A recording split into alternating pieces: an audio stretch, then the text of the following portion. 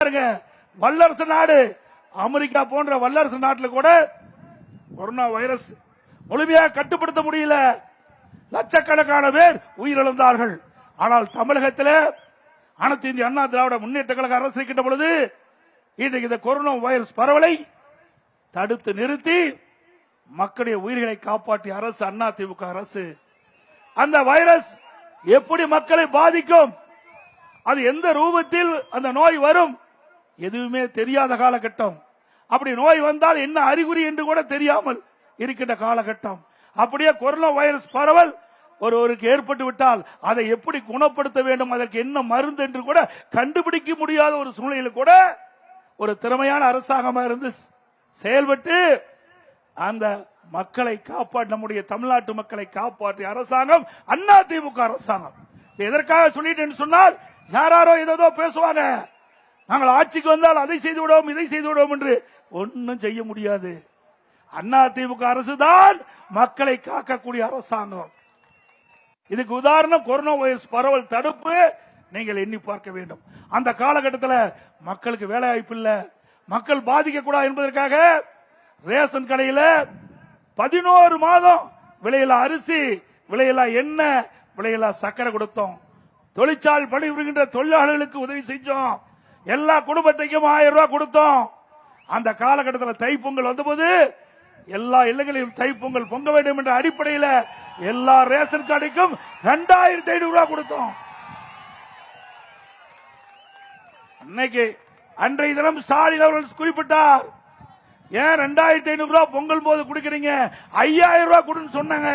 இப்ப கடந்த முறை தைப்பொங்கல் என்று 1 ரூபாய் கூட தைப்பொங்கல் என்று இன்னைக்கு இந்த அரசு குடும்ப அட்டைக்கு வழங்கல. இனியாவது கடைசி காலம் நெருங்கிவிட்டது திராவிட முன்னேற்ற கழகத்துக்கு. இனியாவது மக்களுடைய எண்ணங்களை புரிந்து மக்கள் மகிழ்ச்சி அடைகின்ற விதமாக குடும்ப அட்டைக்கு 5000 ரூபாய் கொடுங்க தைப்பொங்கல் என்று. ஏன்னா இனிமேல் திமுக ஆட்சிக்கு வரப்போறதில்லை.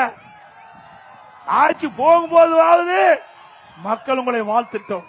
அதனால நீங்கள் ஏற்கனவே குறிப்பிட்டவாறு திரு ஸ்டாலின் அவர்களே குடும்ப அட்டைக்கு தைப்பொங்கல் என்று 5000 ரூபாய் வழங்குங்கள் என்று இந்த நேரத்திலே நான் கோரிக்கை வைக்கின்றேன்.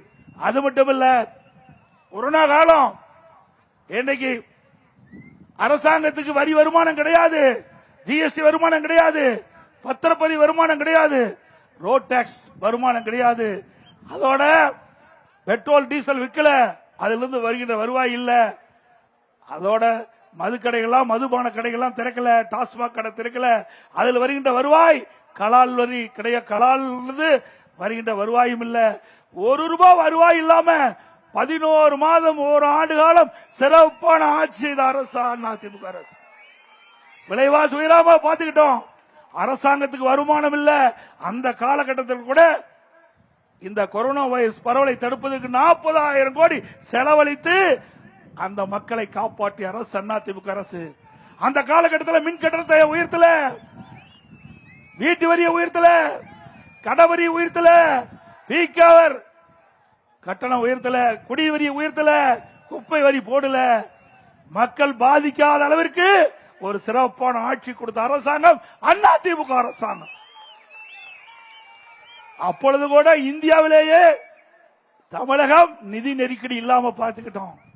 கொரோனா வைரஸ் இருந்த காலகட்டத்தில் கூட ஒரு ஆண்டு வரி வருவாய் இல்லாத காலகட்டத்தில் கூட தமிழ்நாட்டில் இருக்கிற அரசு, தமிழ்நாடு அரசுக்கு வருமானமே இல்லாத போது கூட மக்கள் பாதிக்காத அளவிற்கு ஒரு சிறப்பான ஆட்சி கொடுத்த அரசு அதிமுக அரசு. இன்றைய தினம் வருவாய் உயர்ந்திருக்கிறது, ஜிஎஸ்டி வருவாய் உயர்ந்து விட்டது, கலால் வரி உயர்ந்து விட்டது, பத்திரப்பதிவு வரி உயர்ந்து விட்டது, ரோட் டாக்ஸ் உயர்ந்து விட்டது, பெட்ரோல் டீசல் விற்பனை வரி உயர்ந்து விட்டது. இவ்வளவு வரி உயர்ந்து வருமானம் அதிகரித்து கடன் வாங்கிட்டு இருக்கிறாங்க. எல்லாம் கடன்காரன் ஆக்கிட்டாங்க. நான் உட்பட நீங்க அத்தனை பேரும் கடன்காரன் ஆக்குறதுதான் இந்த ஸ்டாலின் ஆட்சியுடைய சாதனை. இந்தியாவிலேயே திமுக ஆட்சிக்கு வந்த பிறகு ஒரே சாதனை. இந்தியாவில் பல மாநிலம் இருக்குது, அதுல கடன் வாங்குவதில் முதல் மாநிலம் தமிழ்நாடு. சுமார் 5.5 லட்சம் கோடி கடன் வாங்கி இருக்கிறாங்க. 1 லட்சம் கோடி 2 லட்சம் கோடி 5.5 லட்சம் கோடி கடன் வாங்கி தமிழ்நாட்டு மக்களை கடனால் ஆக்கியதுதான் திரு ஸ்டாலினுடைய சாதனை. 73 ஆண்டு காலம் 2021 வரை பல கட்சி ஆட்சி செய்தது. அந்த 73 ஆண்டு காலத்தில் தமிழ்நாட்டு அரசுடைய கடன் 5,18,000 கோடி.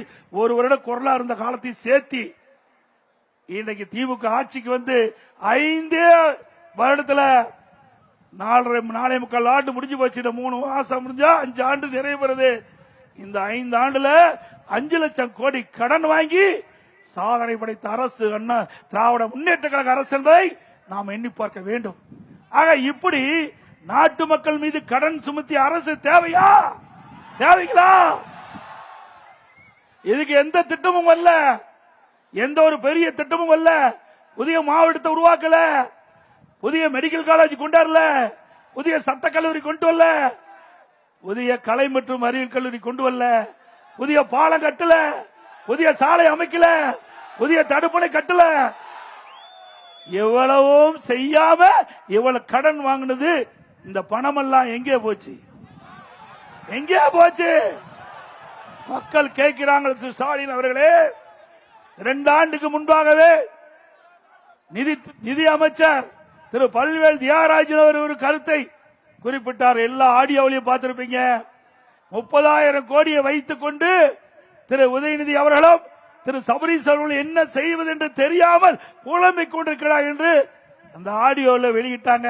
இதுவரைக்கும் ஸ்டாலின் மறுப்பு தெரிவிக்கல.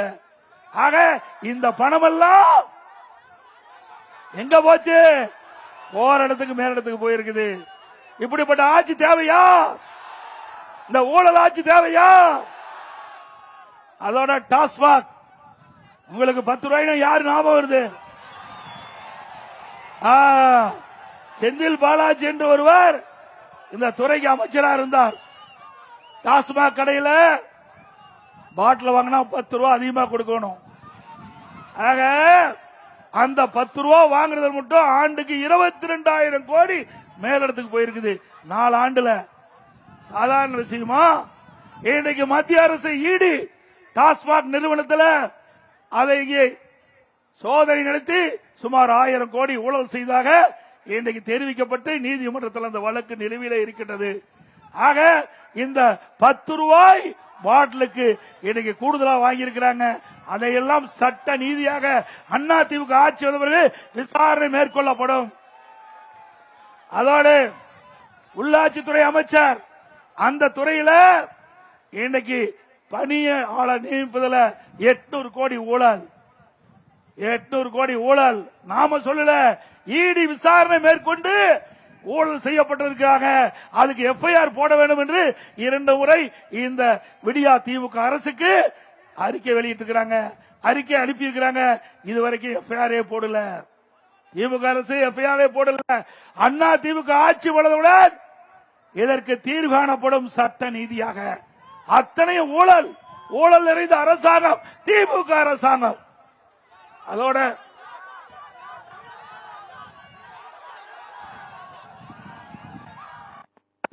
கேட்டுக்கிறீங்க.